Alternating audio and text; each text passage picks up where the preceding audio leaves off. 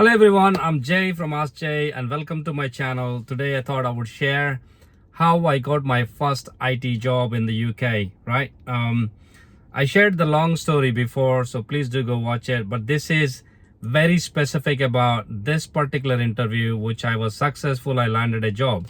It's a funny story actually, right? So I've been trying for the jobs, trying for a long time. Yeah, by this time it had taken already 4 months. I've been applying, and to be honest, I never had any experience in IT support, but I started applying anyway. So and I used to work at Morrison's at the time, Morrison's superstore, and it was a 50 minutes to 1 hour bus ride from where I used to live. So on the way back or on the way up, I used to go with another friend called Venu. Venu was trying for the jobs at the same time, so we used to share knowledge and stuff. So one of the days when we finished our shift and coming back, we were talking, and Venu goes, "Oh, where have you been applying the jobs?" I said, "Yes, one jobs, JobServe, LinkedIn, Gumtree, whatnot." Right? There are some jobs on Gumtree as well. I'll share the funny story another day. But and Venu goes, "Have you tried applying on Job Center Plus?" And I said, "Job Center Plus? Come on. How can I go to Job Center Plus and apply?" And he goes, No, you don't need to go. Job Center Plus has a website, and you can apply the jobs on there. And good thing is, on the Job Center Plus, most companies who don't want to pay for the advertising fee or the recruitment fee, they will go on to Job Center Plus and advertise, because it's a government website and there's no charge for it. And when you go apply on the Job Center Plus website, your CV will reach direct to the HR manager or a hiring manager. I thought, oh, that's a brilliant idea. Why didn't I think of it? So I went home, I started applying, and a couple of weeks later, I get this call, right? So working at Morrison's, many supermarkets or many part-time jobs in the UK, you would know that you're not supposed to keep the mobile phone in your pocket, right? Or you're not supposed to use the mobile phone. I think that's the actual rule. So we used to keep the mobile phone, jackets and everything in a locker, and then go work when we need to work. I used to work in Oven Fresh chicken department, used to cook chickens and whatnot, right? But I used to keep my phone in my pocket, right? Because you got to do what you got to do. I wasn't talking on the phone while I was working, but the problem with the locker is when the phone is in locker, there is no network coverage, and some people don't leave voicemails. So and you don't know who called, right? So I used to keep the mobile phone in my pocket, and then when there is a call, I used to just silence it and then take a break and go and call them back. So one day on a Wednesday afternoon, I think somebody called in a sick. I only used to work on a Saturday and Sunday full shifts, and sometimes Thursday evenings. So one day on a Wednesday afternoon, somebody called for a sick, and they called me in, and I said, yeah, why not? I'll go and extra a few bucks, right? So I was working and I got a call, and I couldn't answer, and then I went straight up and I took a break and went upstairs, and I called back. "Hey, I'm Jay. I missed a call from this number, and I'm calling back." And the lady goes, "Oh, there are 50 people here, so we don't know who called you." And I'm like, oh man. What's the company called? She said, Electroflow Controls. I was like, oh yeah, I heard of this company somewhere. So I said, okay, it's fine, thank you, I'll call you back. And then I hang up, and I was like thinking, oh yes, I applied for a job last night on a Job Center Plus website. All right, so I went back to my emails, and it was the person called Linda I needed to speak to, right? So I sent the email to Linda last night, and I called again. "Can I please speak to Linda, da-di-da-di-da?" And she said, yeah, that's fine. And I spoke to Linda on the call. "Hi Jay, how are you? We reviewed your CV and we would like to invite you for an interview. Can you come in tomorrow for an interview?" And I said, "Oh, tomorrow is difficult for me. I'm in Edinburgh and job is in Aberdeen. So I can come over on Friday if that's okay with you."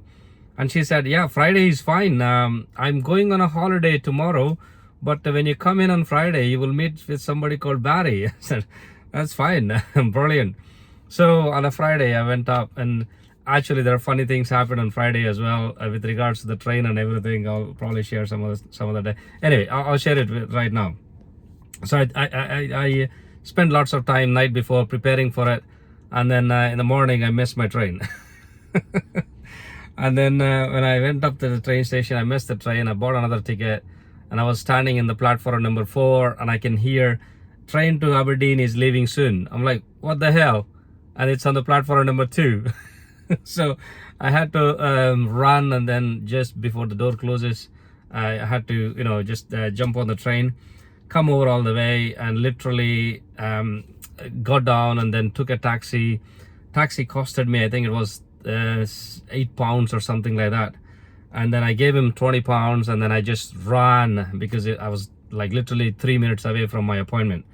And then I went in, I asked for Barry, and went in. Barry asked me some questions. On the way to the interview room, I bumped into somebody I knew, and I said hi, and Barry was like, how do you know him? And we shared the story. He was a flatmate of my friend, and then the interview lasted for exactly 13 minutes, 13 minutes, right? I thought I screwed it up, right? So I came out of the interview room, and then I got another call for another interview, this time in 5, as soon as I came out of the room. But yeah, and then I came back. My interview was finished by 11:30. I had a train back at 2 o'clock. So to Edinburgh, and I thought, what should I do? Should I go to beach?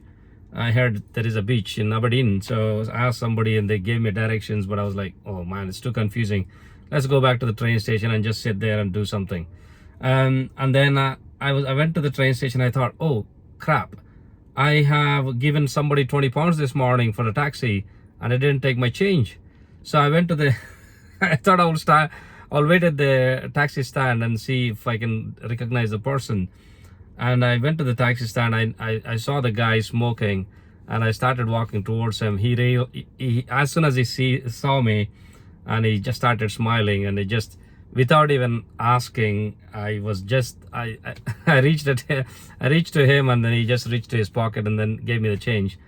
And yeah, that's it. And then came back to Aberdeen, and the following Wednesday, interview was on Friday, and the following Wednesday, Barry called me and said, hi Jaypal, if thanks, nice meeting you, thanks for coming in and whatnot. If you're still looking for the opportunity, we would like to offer you the job. I was like, holy holy moly, dude, that was like incredible. Honestly, that was the best feeling since I came to the UK like years ago. This happened 14 years ago, right? Now we are in 2024. This happened in 2020 July, and I was like, Barry, yes, I will accept the role. And he said, your salary is this much. I was like, flip it, whatever it is, man. Salary is I was willing to work for free. So I said, yeah, that's fine. And then immediately after hanging up the phone, I opened my laptop, and I started writing the a resignation letter for Morrison's. That's the first thing I did, because Morrison's, it's a great company, great colleagues and everything. But at the time I had a supervisor, man, she was proper trouble.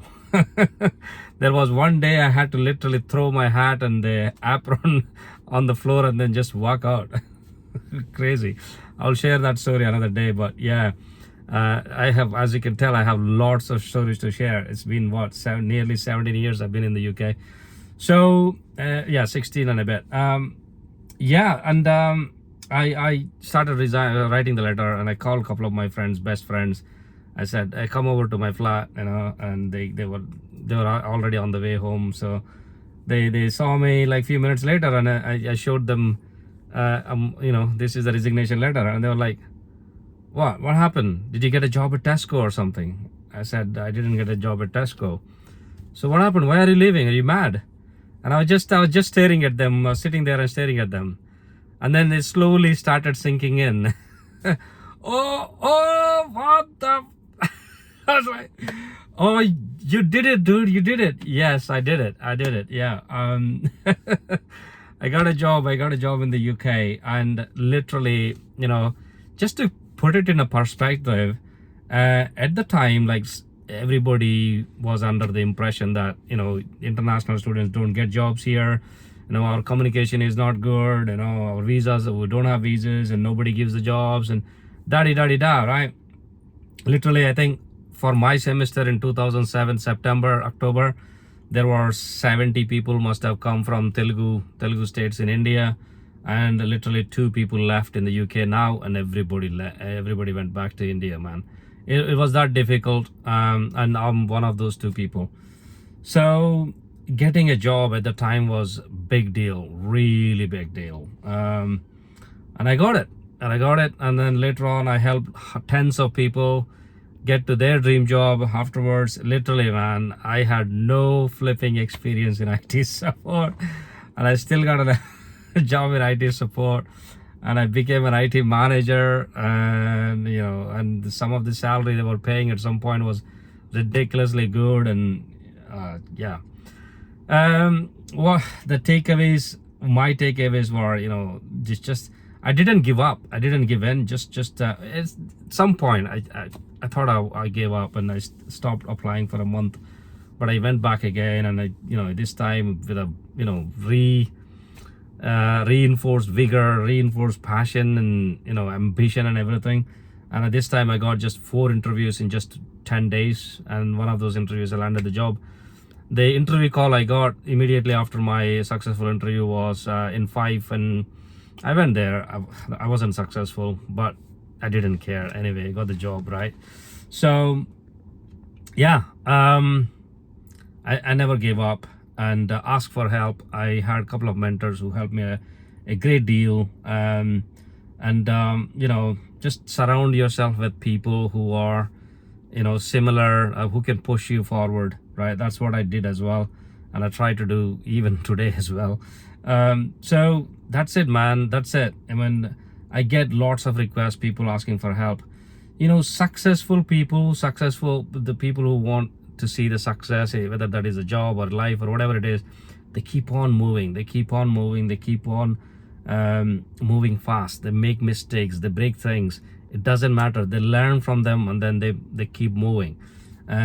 So the people who are not, who don't do that, like they sit in their comfort zone, and then they just, yeah, okay, I want a job, but they don't really try it, then they don't get a job. Simple as that. It's not easy to get a job in the UK, especially with right now with the visas and everything. It's just really hard. That's why you need to work extra hard, extra passion, just keep moving, keep ask for help. Loads of people like myself, askj.com, join my website, join my group. I offer free mentoring every Saturday, 10 o'clock in the morning. Just come over, ask me anything you want, right? Anything about the jobs. I've been to like 15 interviews so far, and I have helped tens of people get the jobs. I have helped even hundreds of people just even get the interviews, and some gave up, some didn't. Just come in, ask for help. If you think my advice is not right, maybe ask for somebody else, but keep moving, keep breaking things. Don't be afraid to make mistakes, right? I hope that helps. Until next time, thank you so much. And also, this is my first video of 2024. For some reason, I always want to make videos, but I don't find time, or sometimes I'm like, I need to wait for the right time, right setup. Some days I just wake up and I'm like, let's make a video. That's what's happening today. I'll make a couple of videos like this today, and then take it from there. But there's one thing my weakness is being consistent. I need to overcome that weakness, be more consistent. Yeah. There you go. All right. Thank you so much. Please do like, subscribe, and share the message with anybody who are in the same boat. If you or your friends are looking for a job and advice, share the message. Join askj.com. All right. All the best, man.